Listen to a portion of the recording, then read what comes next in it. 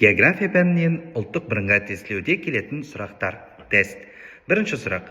Жер бетіндегі ең үлкен ойпат қалай аталады? А. Батыс Сібір ойпаты, Б. Амазонка ойпаты, С. Ұлы Қытай жазығы, Д. Үнді Ганг жазығы. Дұрыс жауап Б. Амазонка ойпаты, Оңтүстік Америка. Келесі сұрақ. Жердегі ең үлкен түбек қалай аталады? А. Үндістан, Б. Арабия, С. Скандинавия, Д. Балкан. Дұрыс жауап Б. Арабия түбегі. Келесі сұрақ. Ең тұзды теңіз қайсысы болып табылады? А. Балтық, Б. Қызыл, С. Каспий, Д. Жерорта.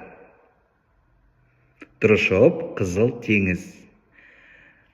Айта кететініміз, Каспий бұл теңіз емес, бұл көл. Бірақ оның көлеміне және тұздылығына байланысты оны көл, яғни теңіз деп атап кеткен.